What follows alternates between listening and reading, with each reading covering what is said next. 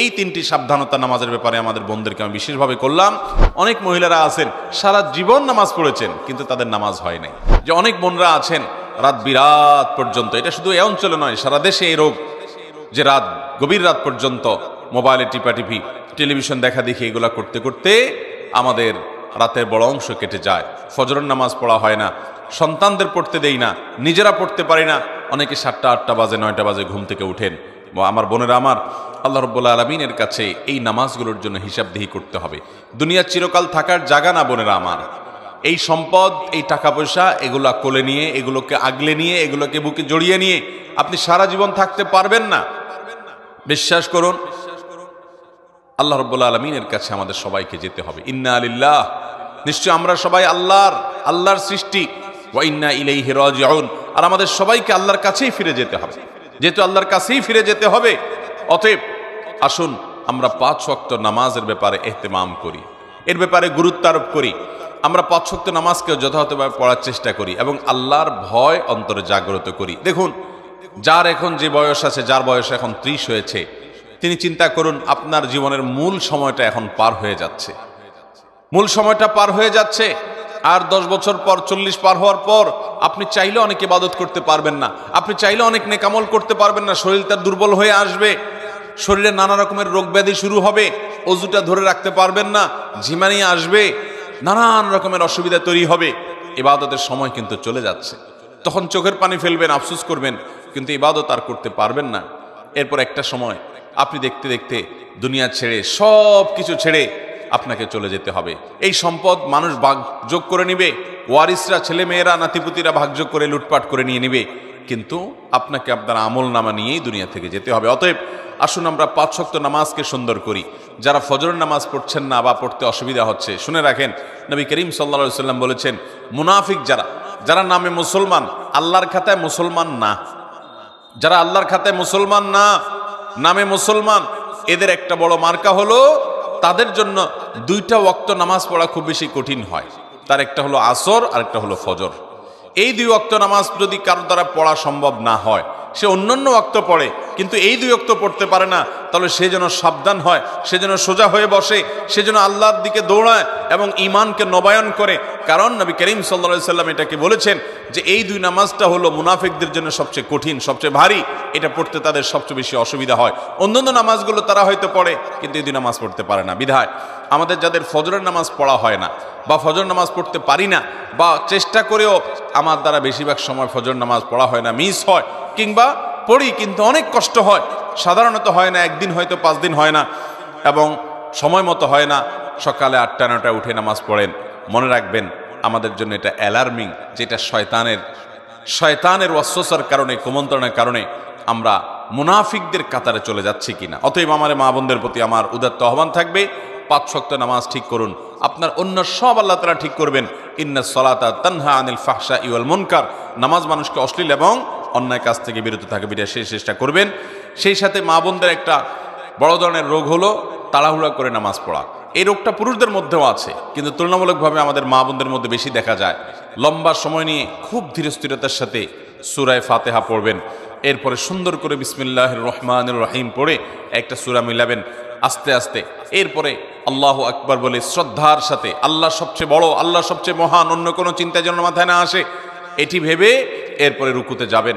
রুকুতে গিয়ে পিঠ সোজা করে রুকুতে গিয়ে তারপরে এবার তাসবিহ পড়বেন, সুবহান রাব্বিয়াল আযীম, মুহাব্বতের সাথে আমার মহান রবের পবিত্রতা জ্ঞাপন করছি, সুবহান রাব্বিয়াল আযীম, আমার মহান রবের পবিত্রতা জ্ঞাপন করছি, সুবহান রাব্বিয়াল আযীম, আমার মহান পালনকর্তার পবিত্রতা জ্ঞাপন করছি। এভাবে আস্তে আস্তে তাসবিহ নিবেদন করে এরপর আস্তে আস্তে আবার রুকু থেকে উঠে সোজা হয়ে দাঁড়াবেন টান হয়ে। এরপর আবার আস্তে আস্তে আপনি আল্লাহু আকবার বলে সিজদায় যাবেন। খুব ধীরে ধীরে সিজদায় গিয়ে লম্বা সময় নিয়ে, যত বেশি লম্বা সময় দিতে পারেন তত ভালো, তত বেশি আপনার নামাজ সুন্দর হবে। সুবহান রাব্বিয়াল আলা, আস্তে আস্তে পড়েন, তাড়াহুড়া না। এরপর আবার সুবহান রাব্বিয়াল আলা, আবার একটু সময় নিয়ে সুবহান রাব্বিয়াল আলা, আমার সর্বোচ্চ সর্বমহান আল্লাহ রাব্বুল আলামিন, রব যিনি আমার পালনকর্তা, যার হাতে আমার জীবন মরণ রিজিক সবকিছু, তার জন্য পবিত্রতা জ্ঞাপন করছি। এভাবে তাসবিহ পেশ করে এরপরে আস্তে আস্তে আল্লাহু আকবার বলে বসেন। বসে আবার দোয়া পড়েন, রব্বিগফিরলি ওয়ারহামনি ওয়াহদিনি ওয়াআফিনি ওয়ারফানি ওয়াজবুরনি ওয়ারযুকনি। আপনি দোয়াগুলো আস্তে আস্তে পড়েন, এরপরে আবার সিজদা যান। এভাবে ধীরে স্থিরতার সাথে নামাজ পড়েন। আমাদের মা বোনদের বেশিরভাগই নামাজ পড়েন কিন্তু হুলস্থুল করে। যারা নামাজ পড়েন দেখা যায় খুব তাড়াহুড়া করে নামাজ পড়েন। মনে রাখবেন, তাড়াহুড়া করে যে নামাজ পড়ে নবী করিম সাল্লাল্লাহু আলাইহি সাল্লাম বলেছেন সে হলো সবচেয়ে নিকৃষ্ট চোর। কারণ রুকু সিজদা সে চুরি করে, এমনভাবে দেয় মনে হয় যে সে ফাঁকি দিতে চাচ্ছে, তাড়াহুড়া করে কোনো রকম পার করে চলে যেতে চাচ্ছে। এই জন্য নবী সাল্লাল্লাহু আলাইহি সাল্লাম বলেছেন সবচেয়ে নিকৃষ্ট চোর হলো এই রুকু সিজদা যে চুরি করে সে মহিলা। ঠিক একইভাবে সে পুরুষ বা মহিলা যেই হোক। ঠিক একইভাবে কোন কোন হাদিসে আসছে যে কিছু মানুষ তাড়াহুড়া করে নামাজ পড়ে, নামাজের ভিতরে মনোযোগ নাই, দ্রুততার সাথে নামাজ শেষ করে, অন্য সব কাজ খুব ঠান্ডা মাথায়, টেলিভিশনটা খুব ধীরে স্থিরতার সাথে দেখেন, হ্যাঁ, নিজের স্বামীর সাথে কথাটা খুব ঠান্ডা মাথায় করেন, আলাপ সালাপটা খুব ধীরে ধীরে করেন, অন্য সব কাজ খাওয়ার সময় খুব মজা করে রসিয়ে রসিয়ে চিবিয়ে চিবিয়ে ভালো করে খান, কিন্তু নামাজ পড়ার সময় আপনি তাড়াহুড়া করেন, আল্লাহর কাছে কি জবাবদিহি করবেন? এই নামাজ যে নামাজের হক আদায় করা হয় না, এই নামাজটা কোনো কোনো ক্ষেত্রে আল্লাহ পর্যন্ত পৌঁছবে না। এটা ময়লা ময়লা কাপড় চোপড় যেরকম পেঁচিয়ে নিক্ষেপ করা হয়, এরকম নামাজের মুখের দিকে নিক্ষেপ করা হতে পারে। এই জন্য আমার মোহতারাম বোনেরা, আপনাদেরকে বলছি, মোহতারামা বোনেরা, আপনাদের নামাজগুলোকে, আমাদের নামাজগুলো আমাদেরকে সুন্দর করতে হবে। খুব ধীরে ধীরে নামাজ পড়বেন এবং লম্বা কেরাতে, লম্বা রুকুতে, লম্বা সিজদাতে নামাজ পড়বেন। তাড়াহুড়া করবেন না, আল্লাহর মহব্বতের সাথে নামাজ পড়বেন এবং সময় মতো নামাজ পড়বেন। আমাদের মা বোনদের একটা বড় ত্রুটি হলো যে বেশিরভাগ মা বোনরা গৃহস্থলী কাজকর্মে ব্যস্ত থাকার কারণে জোহরের নামাজটা প্রায় আসরের কাছাকাছি যায় পড়ে। কারণ রান্না বাড়া শেষ করে ছেলে মেয়েদেরকে খাওয়ানোর পর, তাদেরকে গোসল টোসল দেওয়ানোর পর, নিজে গোসল টোসল করে সব গোছায়ে সামলায়ে তারপর তিনি দেখা যায় নিজে নামাজ পড়তে যান। ততক্ষণ দেখা যায় 3টা বেজে যায়, সোয়া 3টা বেজে যায়, অনেক সময় আসর ওয়াক্ত হয়ে যায়, আসর ওয়াক্তের কাছাকাছি হয়ে যায়। এটা খুবই ভয়াবহ একটা বিষয়। অনেক মহিলা আছে আমাদের দেশে যে সারা জীবন তাদের জোহরের নামাজটা হয় একেবারে শেষ ওয়াক্তে। মনে রাখবেন, নবী করিম সাল্লাল্লাহু আলাইহি সাল্লামকে জিজ্ঞাসা করা হয়েছিল সবচেয়ে উত্তম নামাজ কোনটা, সবচেয়ে উত্তম আমল কোনটা?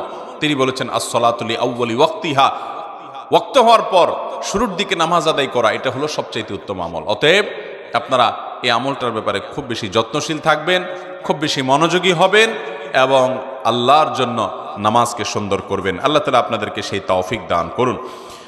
সেই সাথে নামাজের ব্যাপারে আমাদের মা বোনদেরকে একটি বিষয় আমি সাবধান করতে চাই, সেটা হলো যে আপনারা অনেকে নামাজ পড়েন কিন্তু নামাজের একটা ফরজ হলো সতর ঢাকা। এই সতর ঢাকাতে আপনাদের প্রচুর পরিমাণে ত্রুটি থাকে। নামাজের জন্য যে সতর ঢাকতে হবে সেটা হলো পুরুষরা তো নাভি থেকে হাঁটু পর্যন্ত ঢাকতেই হবে, সেই সাথে কাঁধের উপরও কাপড় থাকতে হবে। হাদিস থেকে বোঝা যায় পরিষ্কারভাবে মূল হলো নাভি থেকে হাঁটু, এইটুকু হলো সতর। পাশাপাশি কাঁধের উপর রাখাটা পুরুষদের জন্য আপনার কর্তব্য, কিন্তু মূল সতরের বাইরে। কিন্তু মহিলাদের জন্য সতর হলো একেবারে মাথা থেকে পা পর্যন্ত। নামাজের সময় পুরো শরীর তাদের ঢেকে নামাজ পড়তে হবে, শুধু মুখমণ্ডল চেহারাটা খোলা থাকবে, 2 হাতের কবজি খোলা থাকবে এবং পায়ের পাতার তলার অংশ এটি খোলা থাকবে। এছাড়া পুরো শরীর তাদেরকে ঢেকে রাখতে হবে, এমনকি গলা, পিঠ, বুক এবং কাঁধ এবং হাতের যে গোছা আছে সেটা, কনুই টনুই, এগুলা সব, এমনকি মাথার চুল, এগুলা সবগুলা কিন্তু ঢাকতে হবে। আমাদের অনেক মহিলারা আছেন, অনেক মা বোনরা আছেন, মা চাচিরা আছেন, যারা দেখা যায় এখনো আপনার শাড়ি পরে নামাজ পড়েন, তার উপরে কোনো ওড়না পড়েন না।